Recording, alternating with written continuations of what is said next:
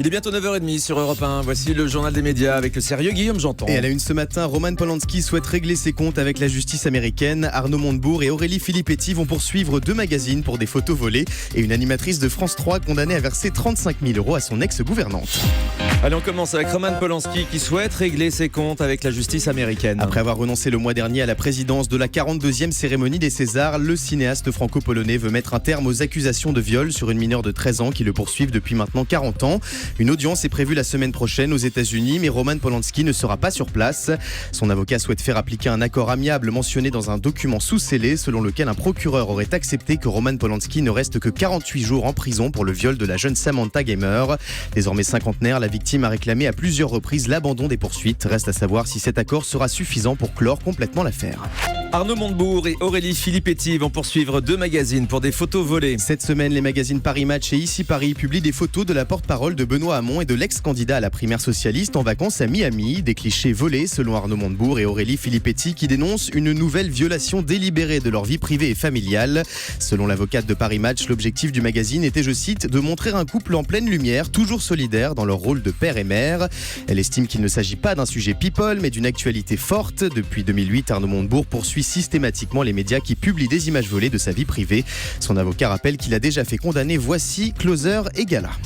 J-1 avant le grand lancement de The Voice, la saison 6. Samedi soir à 20h55, Nikos Aliagas donnera le coup d'envoi de la 6e édition du télécrochet à succès de TF1. Une saison placée sous le signe de la nouveauté avec une nouvelle règle. Si aucun coach ne se retourne lors des auditions à l'aveugle, le talent ne pourra pas les voir ni même communiquer avec eux.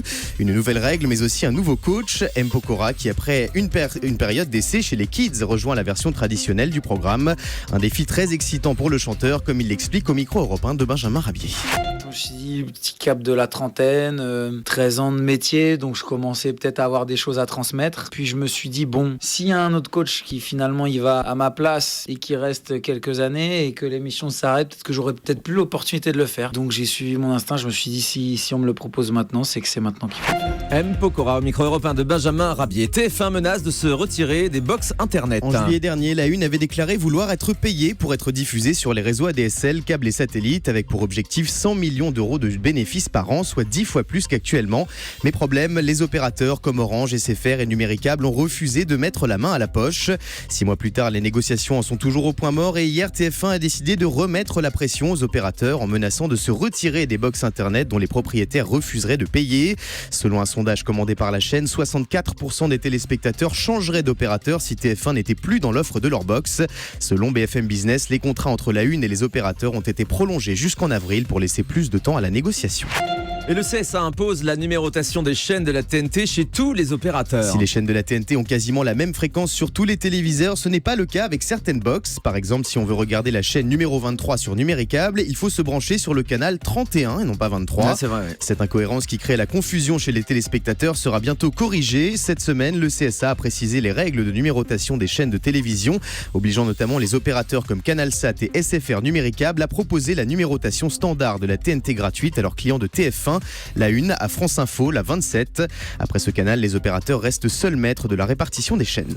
Plus logique, effectivement. Midi en France va s'installer au Salon de l'Agriculture. L'émission itinérante de France 3, présentée par Vincent Ferniaud, va poser ses valises au 54e Salon international de l'agriculture du 27 février au 3 mars prochain à 10h50 en direct de la porte de Versailles à Paris.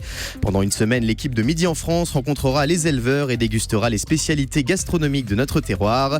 Et j'en profite pour vous annoncer que le grand direct des médias sera également sur place le 1er mars et ça s'annonce vachement bien. Voilà. Je vais partir C'est maintenant. comme ces plans drague, hein. Pareil, même niveau. Vous avez déjà dragué en faisant cette blague Bien sûr, ça marche à tous les coups. Gros succès. Un nouveau Tu projet es vachement d'émission. belle. Voilà. Mon Dieu. Malaise. Catastrophe. Ça promet quand on sera au centre de l'agriculture. Alors.